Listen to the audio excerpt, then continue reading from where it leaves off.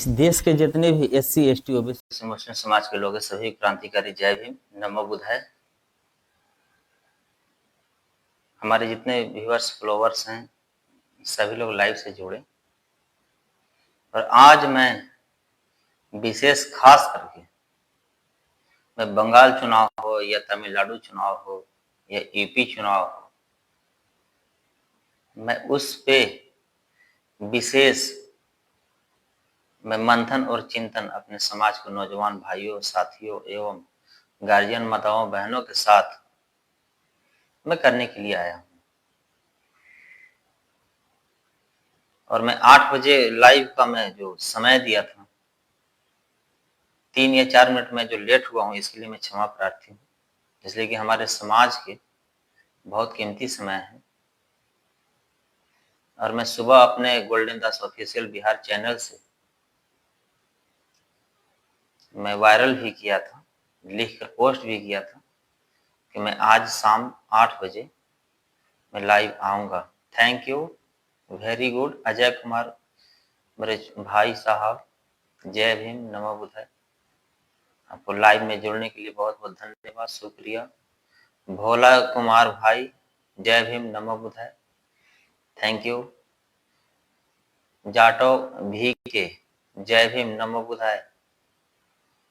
अमरेश कुमार भाई जी जय भीम नमो बुद्धाय। आप सभी को बहुत बहुत धन्यवाद मेरे लाइव से जुड़ने के लिए। आज मैं बात करूंगा आप सभी के साथ। अर्जुन भाई जय भीम नमो बुद्धाय, थैंक यू, वेरी गुड मेरे लाइव से जुड़ने के लिए। रंजीत भाई जय भीम नमो बुद्धाय, आपको थैंक यू, वेरी गुड मेरे लाइव से जुड़ने के लिए।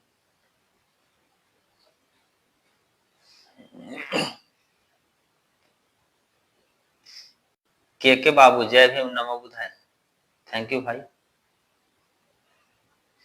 मुकेश कुमार जय भीम नमो बुद्धाय, थैंक यू भाई मेरे लाइव से जुड़ने के लिए। जितने भी बहुजन समाज के दलित आदिवासी पिछड़ा अति पिछड़ा ओबीसी मुस्लिम समाज के लोग हैं सभी लोग जुड़े और मैं आज सच्चाई से रूबरू कराने चाहूंगा इस देश में क्या हो रहा है। अयोध्या कुमार जय भीम नमो बुद्धाय। रोहित कुमार जय भीम नमो बुद्धाय। राघव भारती जी जय भीम। अमरेश कुमार यादव जी जय भीम। सुनील कुमार जय भीम।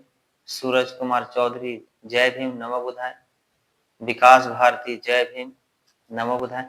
आप सभी भाई से जितने भी लाइव में अभी तक जुड़े हैं एक रिक्वेस्ट है, राजू जी, फिरोज जी, संजीत जी, सभी को जय भीम नमो बुद्धाय, दिल से थैंक यू, वेरी गुड। जितने भी मेरे भाई, जितने भी मेरे समाज के अम्बेडकरवादी जो बाबा साहब को मानने वाले हैं, अगर कोई यदि कोई मनुवादी या सामंती या जातिवादी विचारधारा के अगर जुड़ेगा और अगर उल्टा सीधा कोई सवाल जवाब करेगा तो उस सबको आप मेरे भाई मेरे साथी जवाब दीजिएगा। अब बहुत सारे लोग जोड़ गए हैं, सॉरी मैं सभी को तो नाम नहीं ले सकता हूँ। अमोद भाई, सोनू भाई, अवधेश भाई,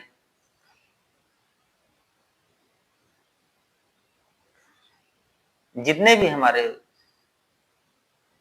फेसबुक लाइव से जुड़े हैं सभी को क्रांतिकारी जय भीम नमो बुद्धाय। बाबा साहब अमर रहे। रोशन भाई, ज्वाला रंजन जी जय भीम।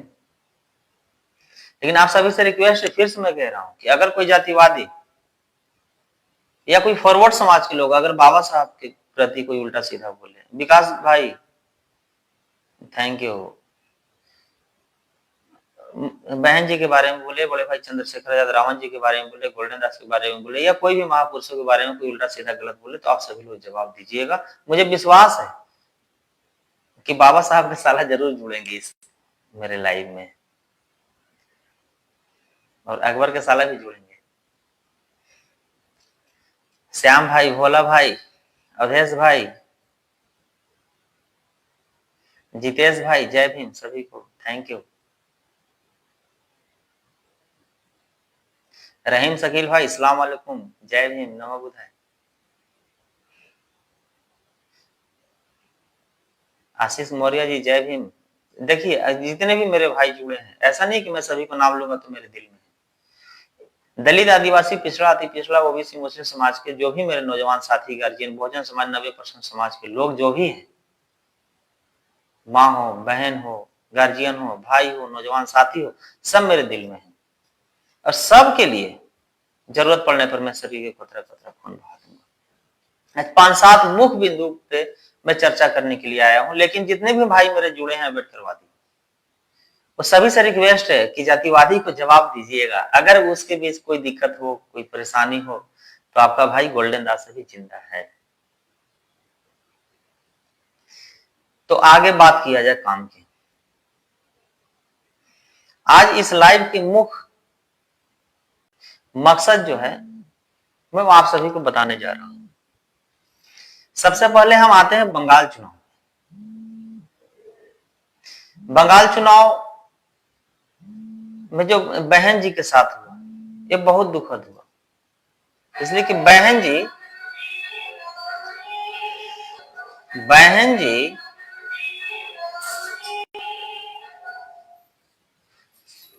जो चुनाव हारी है, इससे बड़ा दुख के बाद कुछ नहीं हो सकता। इसलिए कि इस देश में 3 ही आयरन लेडी पैदा हुई थी। जो 3 महिला को मैं नाम बता रहा हूं, पहला जयललिता, दूसरा बहन जी, तीसरा ममता बनर्जी। तो आज जो ममता बनर्जी के जो हार हुआ है, वो ममता बनर्जी जी का हार नहीं हुआ है। आज जो हार हुआ है, इस देश के पूरे महिला समाज को, बेटी को, बहन को हार हुआ है, माताओं का हार हुआ है। ये सिर्फ बहन जी का हार नहीं हुआ है। और बहन जी जो हारी है, वो वोट से नहीं हारी है, वो ईवीएम मशीन से हारी है।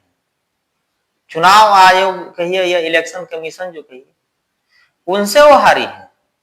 बहन जी खुद बार बार बोल रही है, चिल्ला रही है कि ये लड़ाई जो है भाजपा VS बहन जी के साथ नहीं था, ये लड़ाई जो है बहन जी VS इलेक्शन कमीशन के साथ था, जिसका चेयरमैन ज्ञानेश जी थे।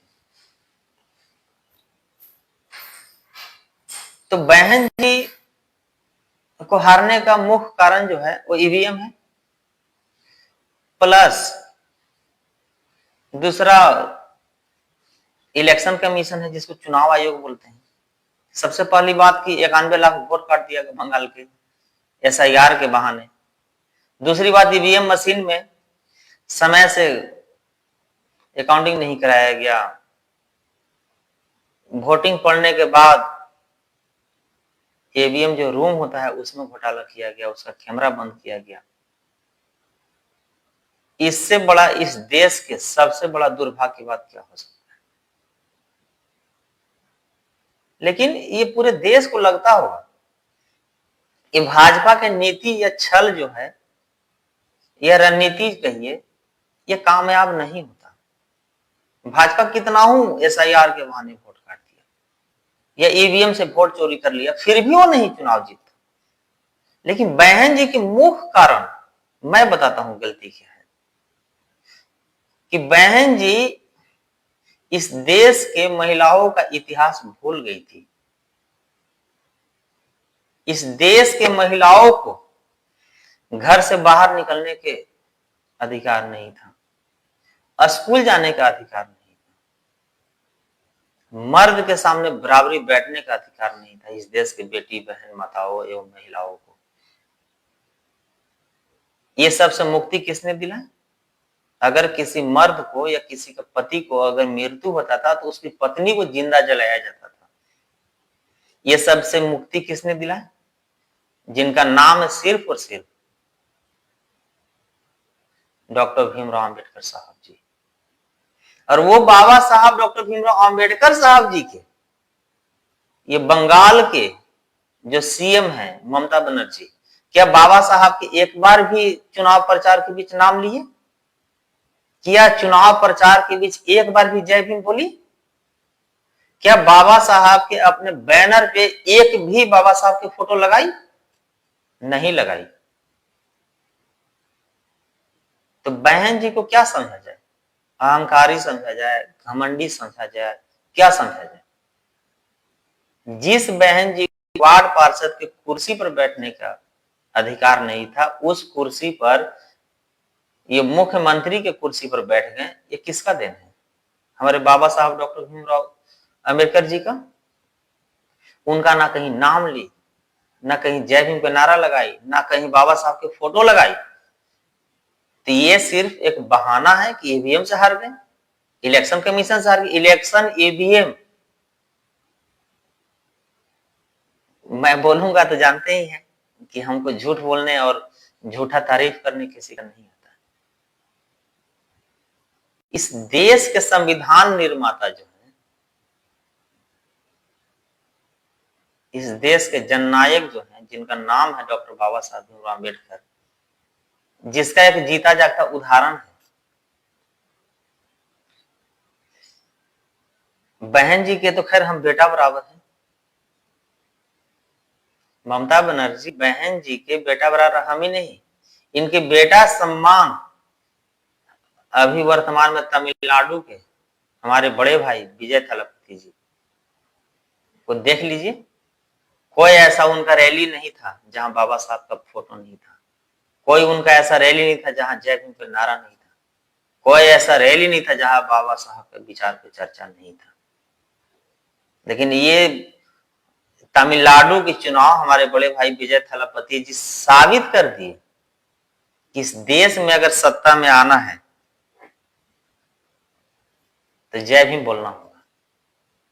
इस देश में अगर सत्ता में आना है तो बाबा साहब के संविधान की चर्चा करना होगा। इस देश में अगर मुख्यमंत्री बनना है तो बाबा साहब के विचारों को हर रैली में और हर घर तक पहुंचाना होगा। अगर विजय थलापति जी, सबसे पहला उनका क्या था ऐलान कि जब मेरा सरकार आएगा तो मैं 100% संविधान लागू करूंगा। ये विजय थलापति भाई की मैं नहीं कह रहा हूं, ये बहन जी के बारे में मैं नहीं कह रहा हूं। इस देश के सबसे मजबूत अगर कोई पार्टी होगा तो है बीजेपी।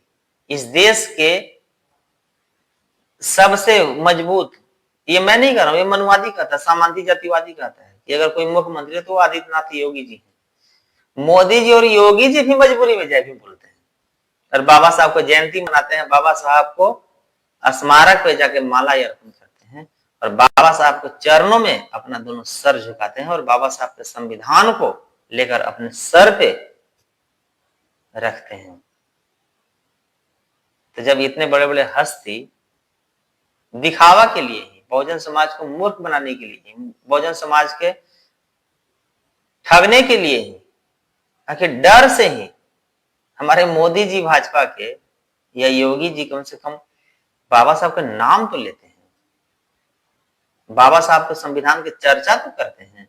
ये ममता बनर्जी कहीं की नहीं की। तब ममता बनर्जी के मुंह कारण हारने का क्या था?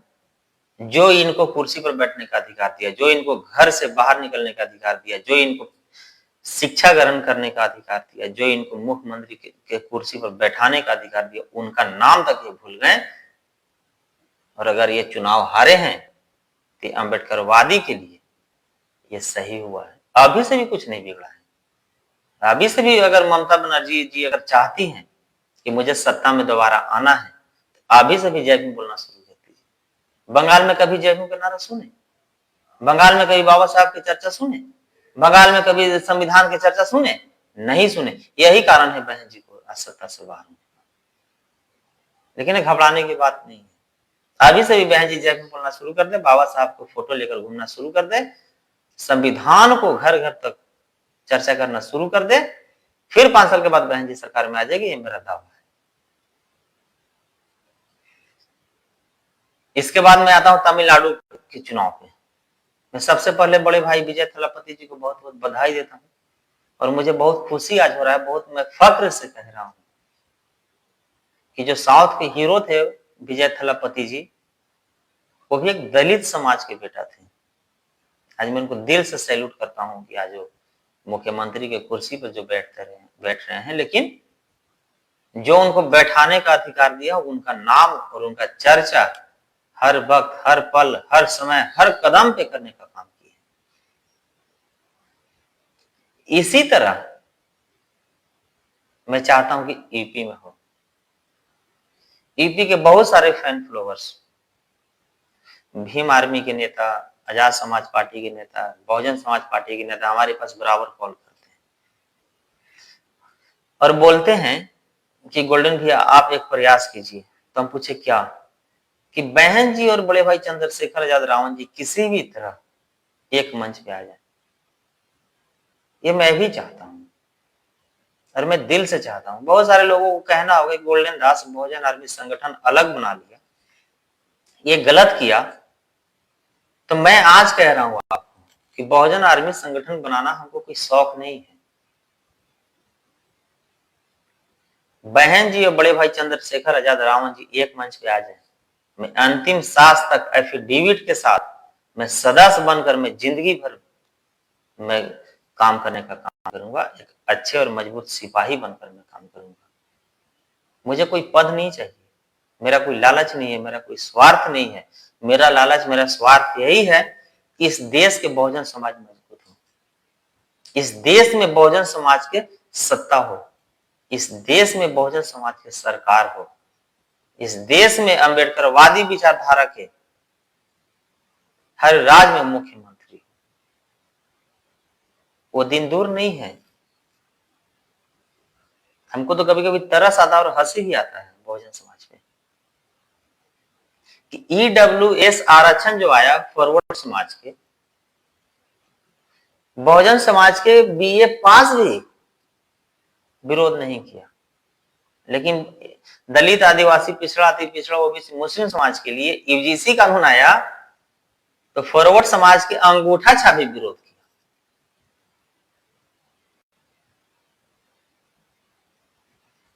और मैं फिर से कह रहा हूं, मैं दिल पे पत्थर रख के कह रहा हूं और मैं दिल से कह रहा हूं कि बहन जी और चंद्रशेखर आजाद रावण जी एक साथ अगर नहीं आते हैं तो यूपी का सबसे बड़ा दुर्भाग्य की बात कुछ नहीं हो सकता है, ज्यादा खास करके दलित समाज के लिए। और मैं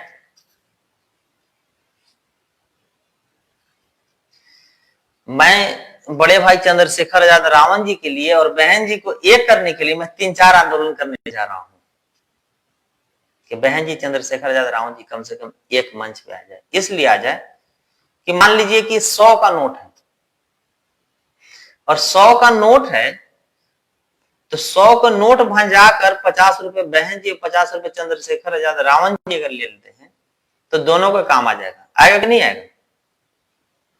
और वही 100 के नोट अगर फाड़ के आधा बहन जी, आधा बड़े भाई चंद्रशेखर आजाद रावण जी ले ले तो दोनों में से किसी को काम नहीं आएगा। मेरा कहना है कि यूपी में अगर 20 लाख अगर दलित समाज के वोट है, अगर वही 20 लाख बहन जी या बड़े भाई चंद्रशेखर आजाद रावण जी के साथ अगर एक जगह अगर गिरता है तो दोनों मजबूत हो जाएंगे। अगर 10 लाख अगर दो भाग में गिरता है तो दोनों कमजोर साबित होंगे। और मैं फिर से आज मजबूरी में हमें कहना पड़ रहा है कि अगर बहन जी और बड़े भाई चंद्रशेखर आजाद रावण जी अगर एक साथ नहीं आते हैं तो मैं, आप लोगों को पता है कि मैं किसी का दलाली या किसी के चमचे में नहीं करता हूं, जिसका जो सच्चाई है मैं बोलता हूं। अगर बहन जी और बड़े भाई चंद्रशेखर आजाद रावण जी अगर एक मंच पर नहीं आते हैं, एक साथ गठबंधन करके यूपी में अगर चुनाव नहीं लड़ते हैं तो फिर समझ लीजिएगा कि कहीं ना कहीं बीजेपी से दोनों का संबंध है, वो गुप्त ही क्यों नहीं। अगर संबंध बीजेपी से नहीं है, अगर चाहते हैं कि मेरा समाज मजबूत हो, मेरा समाज विकसित हो, मेरा समाज शिक्षित हो, मेरे समाज सशक्त हो, तो फिर दोनों को एक साथ क्यों नहीं आने? जो कि मान्यवर कांशीराम साहब के विचार पे बीएसपी भी चलता है, मान्यवर कांशीराम साहब के विचार पे आजाद समाज पार्टी भी चलता है। तो फिर मेरे बड़े भाई चंद्रशेखर आजाद रावण जी और बहन जी क्यों नहीं? हमारे बड़े भाई चंद्रशेखर आजाद रावण जी कहीं जिलेबी खाते हैं तो वीडियो वायरल हो जाता है, कहीं सब्जी और रोटी खाते हैं तो वीडियो वायरल हो जाता है। तो फिर बहन जी के पास अगर मिलने गए हमारे बड़े भाई चंद्रशेखर आजाद रावण जी, तो वो वीडियो कहाँ है? वो वीडियो वायरल क्यों नहीं हो रहा है? अगर बहन जी हमारे बड़े भाई चंद्रशेखर आजाद रावण जी के पास अगर गठबंधन करने के लिए नहीं आ रहे हैं, तो कहीं ना कहीं उनका जायज है। इसलिए जायज है कि हमारे बड़े भाई चंद्रशेखर आजाद रावण जी से कहीं ज्यादा त्याग, बलिदान और संघर्ष हमारे बहन जी की है।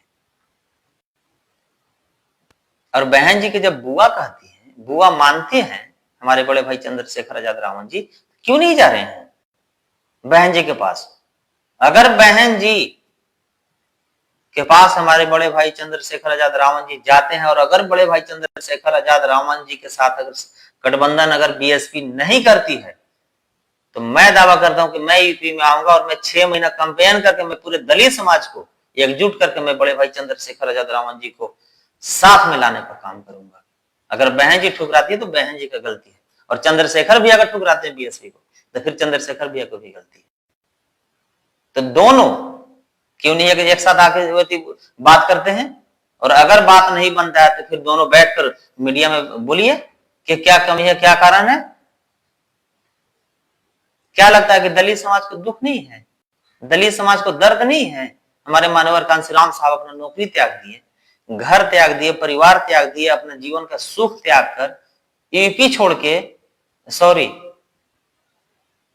अपने राज पंजाब छोड़ के यूपी में आकर पैदल चल के, साइकिल से चल के, लाठी खा के, जेल जाके भारत के तीसरी राष्ट्रीय पार्टी बीएसपी बनाने का काम किए। आज वो बीएसपी पार्टी मिट्टी में मिलने वाला है, आज उस बीएसपी पार्टी का अस्तित्व मिटने वाला है, आज जो बीएसपी पार्टी खत्म होने के कगार पे है। तो क्या मुझे दर्द नहीं है?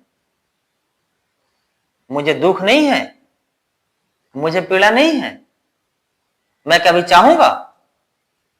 क्या लगता है कि जो मानवर कांशीराम साहब जो भारत की तीसरी राष्ट्रीय पार्टी बना के चले गए, 50 जन्म लगेगा भारत की तीसरी राष्ट्रीय पार्टी बनाने में दलित समाज का? तो उसको बचाने के लिए तो कम से कम दलित समाज के लोग संघर्ष करे। तो मैं गुजारिश करता हूं बहन जी से भी, मैं गुजारिश करता हूं बड़े भाई चंद्रशेखर आजाद रावण जी से भी, कि दोनों एक मंच पर अभी से भी आ जाइए और दोनों एक साथ चुनाव लड़िए। और नहीं तो मैं लिख के दे रहा हूं, जितने भी मेरे व्यूअर्स, फॉलोअर्स, मेरे भाई नौजवान साथी जुड़े हैं मेरे लाइव से, बहन जी या चंद्रशेखर आजाद रावण जी अगर दोनों अलग अलग चुनाव लड़ेंगे, तो दोनों में से किसी का 2027 में विधायक तो बनने का दूर की बात है, एक वार्ड सदस्य भी नहीं बनेगा। मेरा ये बात सबूत के रूप में इसको रख लेना। और 2027 में अगर एक भी विधायक अगर बीएसपी या एएसपी के बन गया बहन जी या बड़े भाई चंद्रशेखर आजाद रावण जी को, तो बोलना कि गोल्डन दास क्या बोला था। ये फॉरवर्ड समाज तो चाह रहा है, बीजेपी चाह रहा है कि बीएसपी अलग चुनाव लड़े, एएसपी अलग चुनाव लड़े, क्योंकि बीएसपी जानता है कि दलित समाज यूपी में बीएसपी को वोट नहीं थे, सॉरी दलित समाज यूपी में भाजपा को वोट नहीं देगा। तो दलित समाज सोच रहा है कि भाजपा के वोट हमको नहीं देगा तो किसी को नहीं तो क्या करें? तो चंद्रशेखर चुनाव अलग लड़ जाए, बहन जी चुनाव अलग लड़ जाए, असुद्दीन ओवैसी साहब चुनाव अलग लड़ जाए, ताकि मुस्लिम का अलग वोट पड़ जाए।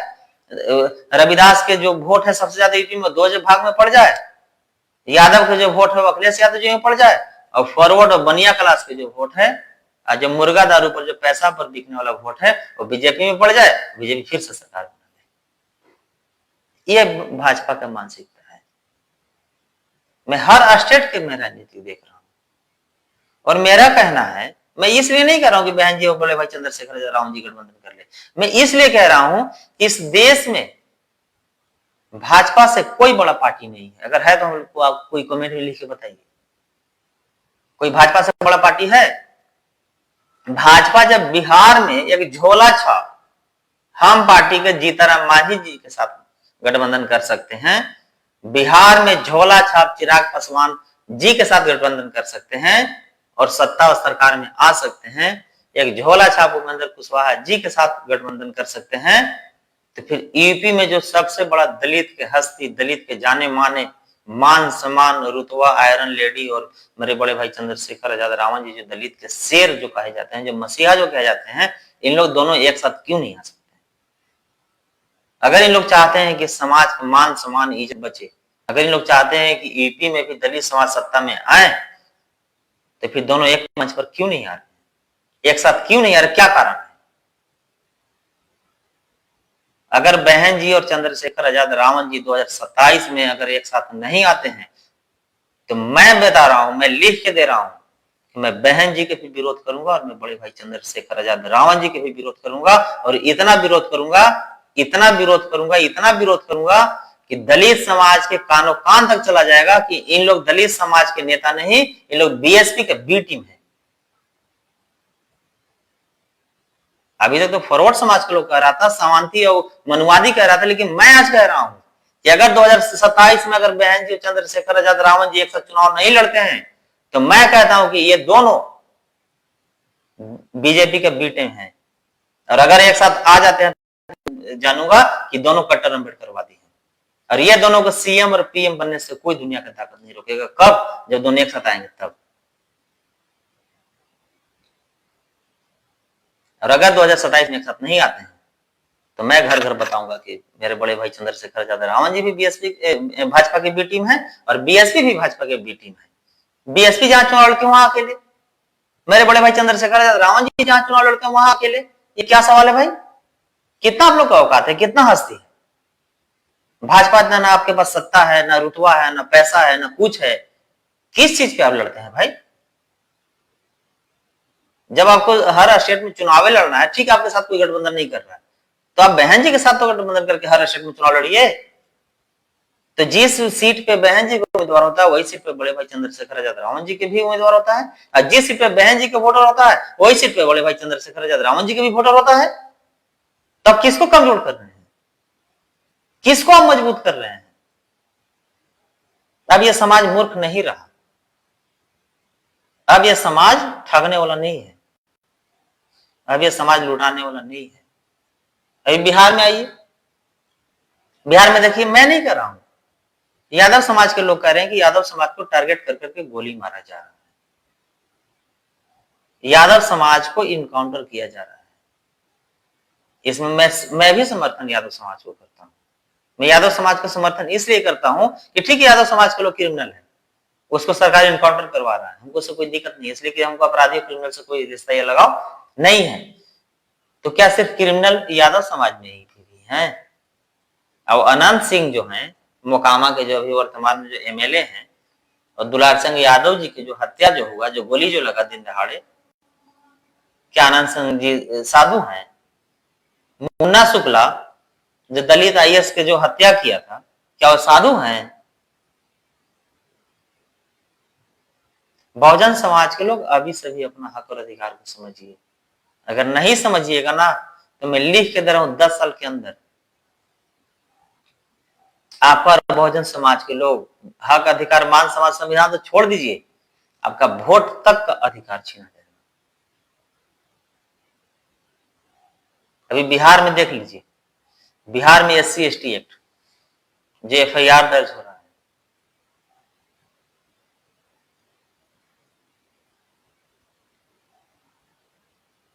अभी जो बिहार में SC ST एक्ट FIR दर्ज हो रहा है, उसको सब्जी से भी सस्ता बेच दिया जा रहा है। इसलिए मैं कह रहा हूं कि दलित समाज की बेटी बहन को बलात्कार हो रहा है, हत्या हो रहा है, झूठा केस में जेल भेजा जा रहा है, लेकिन दलित समाज को क्यों? क्योंकि दलित पूरे बीजेपी सरकार जान रहा है, ये प्रशासन सिस्टम भी जान रहा है कि दलित समाज के कोई भी केस में जेल भेज दो, कोई भी केस में इन लोग की हत्या कर दो, किसी तरह इन लोग के बर्बाद कर दो, इज्जत लूट लो, जान लूट लो, जमीन लूट लो, सब कुछ कर लो, इन लोग के कोई नेता नहीं है, इन लोग के साथ कोई खड़ा होने वाला नहीं है, इन लोग का कोई बोलने वाला नहीं है, इन लोग का सच्चाई आवाज उठाने वाला रोड पर नहीं है। जिसका मजबूरी का फायदा फॉरवर्ड समाज के लोग, जातिवादी मानसिकता के अधिकारी, पदाधिकारी और RSS बजरंग दल करनी से न उठा रहा है। लेकिन मैं आज एक सच्चाई बोल रहा हूं कि इस देश में SC ST आरक्षण है, SC ST आरक्षण को लेकर कितने जाति के लोग एक्टिव हैं? एक भी एक्टिव है? इस देश में SC ST आरक्षण को लेकर अगर कोई जात एक्टिव है तो मैं बता रहा हूं वो रविदास है।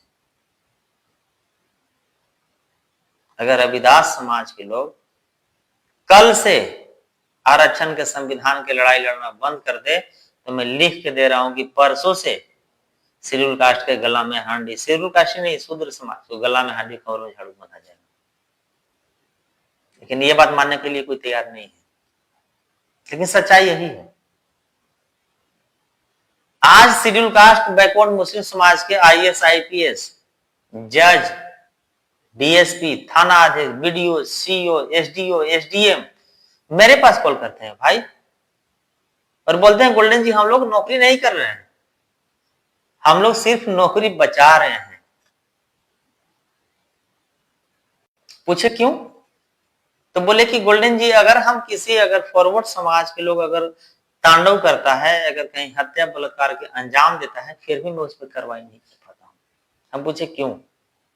बोला कि फॉरवर्ड समाज पर हम कार्रवाई तो कर देंगे, लेकिन उसके यहां अगर मैं छापेमारी करने जाऊंगा तो झूठा भी रेट दर अगर हाई कोर्ट या सुप्रीम कोर्ट में कर देगा तो दलित समाज के IAS IPS को बुलाकर हाई कोर्ट के जज साहब जो हैं कान पकड़ के उठ बैठ तक करवा देंगे। जानते हैं क्यों? क्योंकि हत्यारा जो है वो जातिवादी है, स्वर्ण समाज के है, मनुवादी विचारधारा से बिलोंग करता है, और हाई कोर्ट और सुप्रीम कोर्ट में कोर्ट बैठे हैं वो भी जातिवादी बैठे हैं। आज सुप्रीम कोर्ट में आरक्षण में प्रमोशन पेंडिंग है। आज किसी भी शेड्यूल कास्ट का दरोगा, सिपाही, DSP, SP या DM किसी को प्रमोशन नहीं हो रहा है क्योंकि वो पेंडिंग है।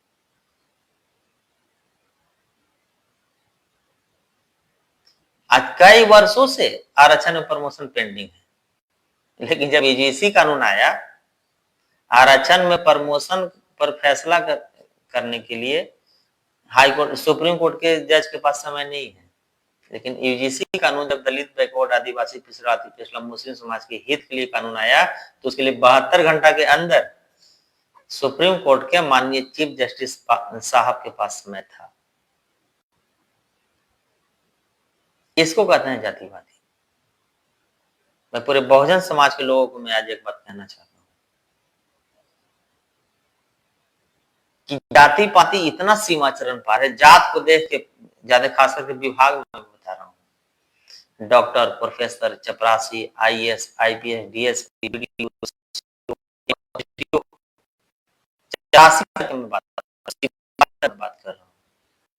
बहुजन समाज के लोगों को जात देख के सस्पेंड किया जाता है, जात देख के बर्खास्त किया जाता है, जात देख के प्रोसीडिंग चलाया जाता है, जबकि प्रोसीडिंग 180 दिन से ज्यादा चलाने का नियम नहीं है, लेकिन 3-3 साल तक शेड्यूल कास्ट का अधिकारी पर प्रोसीडिंग चलाया जाता है। यही बिहार के गृह सचिव IAS जिनका नाम था सुधीर कुमार जी। सुधीर कुमार सबसे बड़ा गृह सचिव IAS को जब जेल भेजा गया तो शेड्यूल कास्ट के एक चूहा भी चू नहीं किया, और फॉरवर्ड समाज के झूठा केस में अगर थाना अध्यक्ष को भी जेल भेज दीजिए तो पूरे देश में, झूठा नहीं, फॉरवर्ड समाज के थाना अध्यक्ष को अगर सही भी केस में अगर जेल भेज दीजिए तो पूरे देश में RSS करनी से नावल BJP सब तांडव करना शुरू कर देगा। इसको कहते हैं जातिवादी। अगर आपको जात को छुआछूत भेदभाव अगर देखना है तो जाइए मुख्यालय में, पता कर लीजिए कि जात क्या होता है, समाज क्या होता है, भेदभाव क्या होता है। लेकिन इसका मुख्य कारण जानते हैं? हमारे समाज के बाबा साहब बोले थे कि हमको धोखा अपनों ने ही पढ़े लिखे दिया है, लेकिन आज भी इस देश के क्रांतिकारी हमारे बड़े भाई चंद्रशेखर आजाद रावण जी हो या गोल्डन दास हो, अगर हम लोग को आगे बढ़ने से अगर कोई रोक रहा है या हम लोग को पैर खींच रहा है तो उसको सिर्फ और सिर्फ बहुजन समाज पढ़े लिखे जो व्यक्ति हैं वही पैर हमारे बड़े भाई चंद्रशेखर आजाद रावण जी को खींच रहे हैं। आज बहुजन समाज के अधिकारी, पदाधिकारी, डॉक्टर, प्रोफेसर, चपरासी को नौकरी बचाने के लिए तैयार है, लेकिन नौकरी करने के लिए कोई तैयार नहीं। ठीक है, कोई बात नहीं, कीजिए, कब तक कीजिएगा? क्या लगता है कि बहुजन समाज के सभी को झूठा कैसे फंसाया जाएगा, बर्बाद किया जाएगा, जेल भेजा जाएगा, हत्या कराया जाएगा, सब सारा हक अधिकार मान सम्मान छीन लिया जाएगा, संविधान खत्म कर दिया जाएगा? तो जो बहुजन समाज के जो आज विभाग में डॉक्टर प्रोफेसर जो है, IAS IPS DSP SP DM दरोगा सिपाही जो है, एसडीओ एसडीएम साहब जो है, क्या उन लोग बच जाएंगे? भाई साहब, जब छत के पिलरे नहीं बचेगा तो छत बच जाएगा? जब पिलर जब गिर जाएगा तो छत गिरने में समय लगेगा। इस देश में मैं बता रहा हूं फिर से कि भाजपा का और आरएसएस का रणनीति मजबूती से इतना तैयार किया गया, इतना तैयार किया गया कि पूरे देश में अंग्रेज से भी ज्यादा कठोर शासन लागू करने का सिस्टम सारा बन के रेडी है। और बनवा कौन रहा है? हमारे समाज के जो शिक्षित लोग हैं वो बनवा रहे हैं। अगर अपने हक के अधिकार के मान सम्मान इज्जत संविधान आरक्षण के अगर लड़ाई नहीं लड़ सकते हैं तो धिक्कार है आपकी जिंदगी में। जो सच नहीं बोल सकते हैं, जो सच के साथ खड़ा नहीं हो सकते हैं, जो सच है जो लड़ाई लड़ा उसको आप साथ खड़ा नहीं हो सकते, तो फिर आपका जिंदगी नहीं, मौत से भी बेकार है।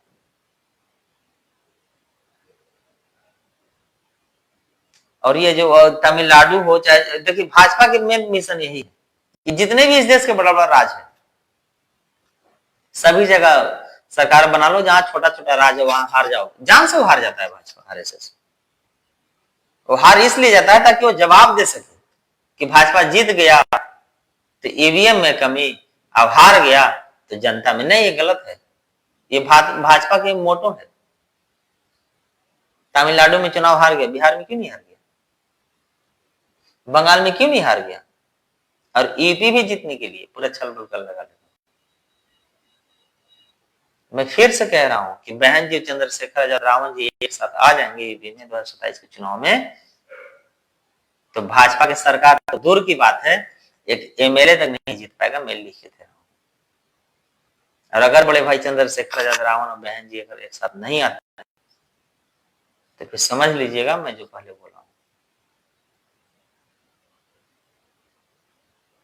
और इस देश के जितने भी बहुजन समाज के नेता हैं, क्रांतिकारी हैं, अम्बेडकरवादी हैं, वो सब हमारे बड़े भाई विजय थलापति जी से सीख ले कि राजनीति कैसे होता है, चुनाव कैसे जीता जाता है, सरकार कैसे बनाया जाता है।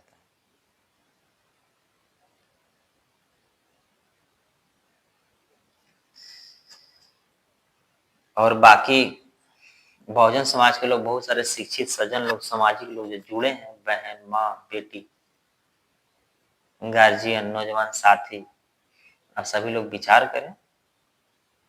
अगर लगता है कि मैं सही बोला हूं तो इस लाइव की इतना शेयर कीजिए, इतना शेयर कीजिए, इतना शेयर और कमेंट और सब्सक्राइब और फॉलो कीजिए कि ताकि हमारे बड़े भाई चंद्रशेखर आजाद रावण जी और बहन जी के पास जाए और उन लोग दोनों सोचने पर विचार करें और मजबूर हो जाए कि नहीं, ये जो मैं कह रहा हूं ये मेरा कहना नहीं है।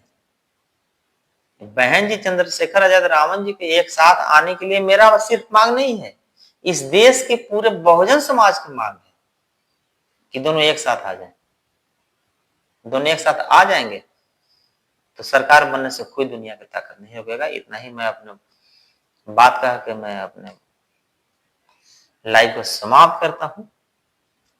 और जितने भी क्रांतिकारी हमारे भाई नौजवान साथी गार्जियन माताओं बहनों गार्जियन जुड़े हैं, सभी क्रांतिकारी जय भीम।